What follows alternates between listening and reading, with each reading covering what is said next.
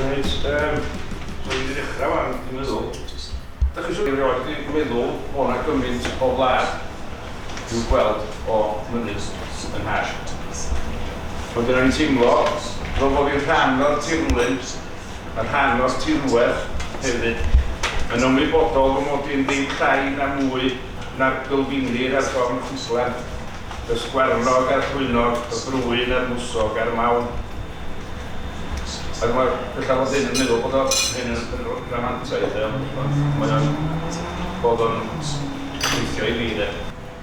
Doedd neb arall yn gweld o golygfeydd hyn o'r lle hwnnw yn yr oriau hynny. Y fi oedd yr unig person am filltiroedd, dim ond fi ar mynydd a'r mynyddoedd a fi. Dyna pam mae'n cael nhw am Cant Cymru mynyddoedd a fi. So, ond yn rhyfel iawn, de. Nes i'n dechrau mynyddag o iawn, pan o'n i'n 38 oed. Oedd eitha, 2006, yn tua 2005. Dyma ddechrau colli bwysa, trwy rym gerdded, power walking, rei ben cwm teigil, bob un nos. A chi'n hir o'n i fel ras a dyd y mynyddoedd lleol. I fyny'r uchelfannau bob dydd oedd lab neu dindra. Wedyn, mis Mai 2009, aeth criw o'n ni o Stiniog I Gwen Co I fynydda. Diolch I chi, Gerry Si. Chdi yn ei ddymru o'n e. Siampls,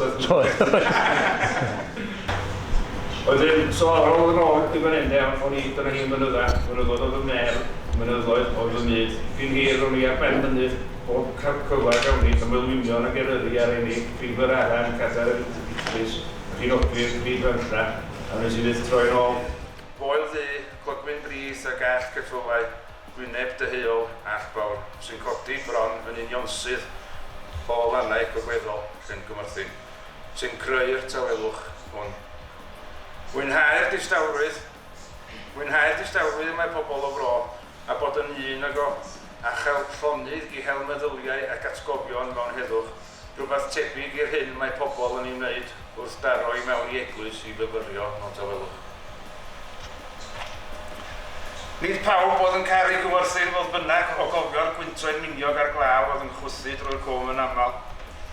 Yn ei englyn isod mae Iwan Brothen yn ategu teimladau ei gyd chwarelwyr oedd yn gorfod gwynebu'r ddrygyn wrth gerdded i'w gwaith. Mae Eben Fardd yn cydnabod bod tywydd Cwmorthin yn erchyll ar adegau, ond derbyn nad oes illa gwell pan oedd hi'n braf. A dyma nhw'r englynion gyda Cwmorthin gan Iwan Brothen. Isel band yng nghysail byd yw y cwm ac oer le anhyfryd, a chroenllom graig ddrychrynllyd guddia hael rhagddo o hyd. Ond dyma Eben Fardd yn mynd. Ymwrthod a Chwmorthin a fynwn pan danfanner drycyn, ond yn yr haf dyner hun bro anwyl yw i'r brenin.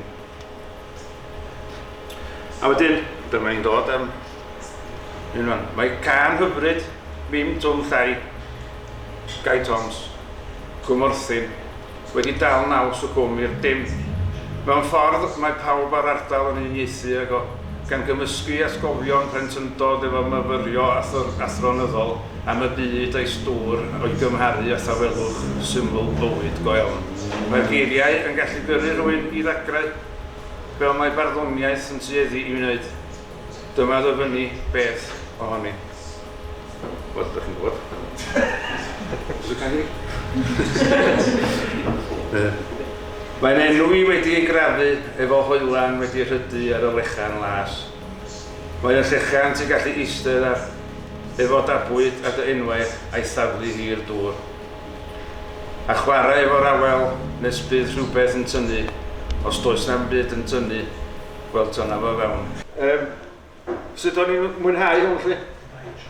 A'r gwahaniaeth rhwng sgwennu ffuglen. O ie. Mae'r ddau beth yn hollol wahanol, hollol wahanol, cos mae un yn dod allan o dy ddychymyd I de, a mae llall yn allan o dy ddiddordeb di. So dyna beth o'r iddo, a mae wedi bod, pan mi'n sgwennu hwn, er y gymryd bron I flwyddyn, oedd o fwy o waith nag oedd yn cerdded yr her cant ysdi. Ond Y broblem fwyaf oedd cael mynd drwy'r drives, external drives yma, efo miloedd o lyniau ers blynyddoedd o'r bob un o'r mynyddoedd yma allan. A wedyn ni eisiau dewis, dod yn fol lawr i ryw 100 neu beth bynnag sy'n. Hwna oedd ei chwalu mewn i fi, ond wahân i hynny, oedd yn bleserus iawn. Bob Holman o Efrog Newydd. Mae o'n fardd ers blynyddoedd, mae'n pawb yn nabod o'n America. Mae wedi bod yma o blaen yn neud ffilm Language Matters, mae'n llall yn ffilmio efo ni.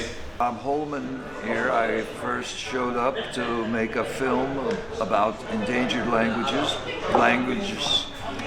Welsh, to me, is a language, the only language that's come off the endangered list, although some people would argue with me about that.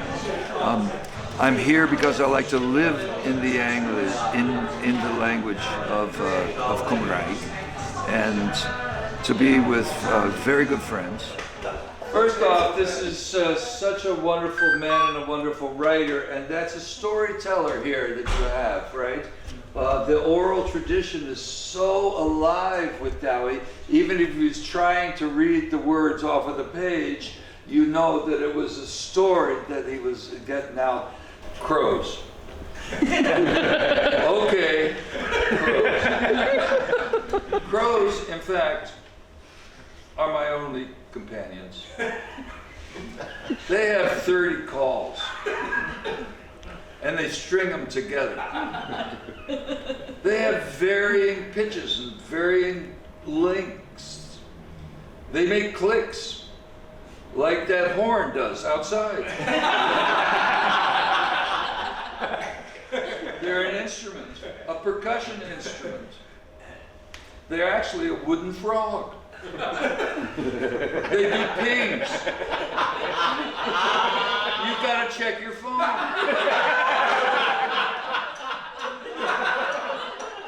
Who connected the crows to the internet? Nosweithiau fel yma. Brilliant. Absolutely brilliant. Eisiau mwy ohonyn nhw.